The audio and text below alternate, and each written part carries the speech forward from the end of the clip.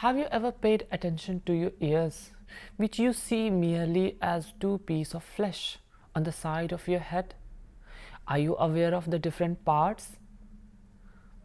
Have you thought about the one who showed great artistry in creating you and has given you the ability to hear only some of the sounds created in the universe? Dear friends, today I will briefly explain some of the striking features of the human ear which has been created by the creator skillfully and delicately. Now, if you ask me, can we hear all sounds around us? The answer is no, we cannot. This is because all sounds have different wavelengths and our ear only can receive sounds with wavelengths ranging between 20 to 20,000 hertz. So we cannot hear sounds above or below these limits. Think this is a great advantage given to us by God rather than an inability. If the Creator had not created our ear with limited capacity, we would face unbearable headaches. If He made it work with a wider range of hearing, we would be disturbed by even the footstep of a little ant. Our Creator gave everybody exactly what they need in a most suitable way and in the best measurement. Now, let us take a closer look at the different part of the ear. Examining the outer visible part of the ear, consider their position.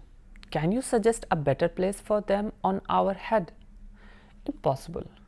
It is placed in the best position according to the shape of our head so that it can receive sound in the most efficient way. The ear is made up of elastic cartilage which is flexible and won't break when you lie on it. That is its physical nature, well thought out and perfect.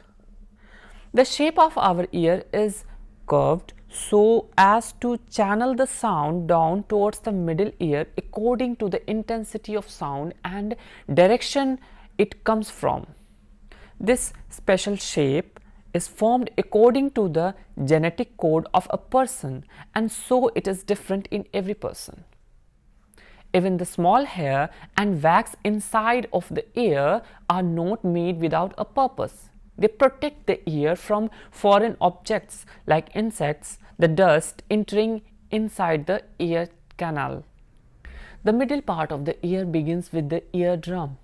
Attached to the thin eardrum are three bones, the malleus, the incus and the stapes, which are all placed in order. And for your information, the stape is the smallest bone of our body. These little bones are joined to each other at an angle of 105 degree. They amplify even the smallest sound vibration coming from the ear, drawing and transmit it to the middle ear. The inner part of the ear is an amazing piece of architect and technology. It is the most vital and sensitive area, which is why it is surrounded and protected by the bone of our skull. The inner ear has two different components, which are placed in the small narrow area inside the temporal bone, but perform different tasks. One of them is the cochlea, which is involved in hearing. The other part is the balanced organ, which consists of semicircular canals. This enables you to stand straight and walk, run or move without bumping or falling. Now let's see how ear works. The process of hearing is very complex. Though we hear, the sound waves collected via external ear travel to the middle ear and passes through the different delicate parts inside the ear, causing a wave movement inside the fluid called endolymph, which is inside the inner ear. After these steps, the mechanical energy produced by the vibration of sounds wave is converted to electrical message or impulse. Now these electrical impulses are sent to our brain through the auditory nerves. the nerve responsible for the carrying these impulses to the brain, where they are perceived as sound. Having learned this much about the ear, do you think all of this is just a coincidence? Absolutely not. All the information point us towards a great artist and architect behind it all. We know that every artist wishes to present their work to others who would admire it. Likewise, in the whole universe, from atom to star system, God shows us all the detail of His creation. And from His work, He has installed the most unique ones in our body. He has given us the reason and knowledge so that we may easily see and understand them and can reach out to the Creator. God knows exactly what we need in our body and equips our body accordingly. Would such a complicated organ as our ear form on its own in our skull?